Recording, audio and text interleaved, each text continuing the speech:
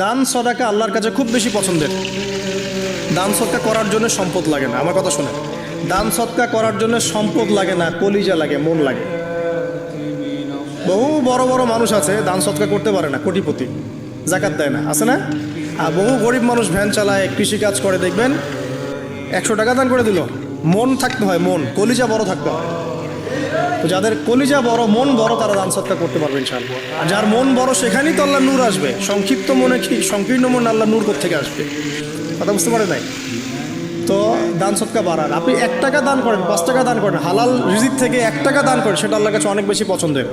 একটা হাদিসে নবী সাল্লাল্লাহু আলাইহি ওয়াসাল্লাম বলেছেন, হালাল উপার্জন থেকে আল্লাহর বান্দারা যখন একটা খেজুরও দান করে, আল্লাহ পাক সেই একটা খেজুরকে আস্তে আস্তে বড় করতে থাকেন, বড় করতে থাকেন, বড় করতে থাকেন।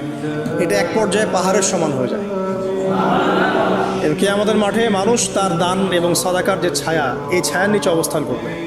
আপনার বিপদ হয়েছে, দান সদকা করেন, বিপদ দূর হয়ে যাবে ইনশাআল্লাহ। জটিল কোনো রোগ হয়েছে, কোনো ডাক্তার ট্রিটমেন্ট করতে পারছে না, সদকা করেন, রোগ ভালো হয়ে যেতে পারে ইনশাআল্লাহ।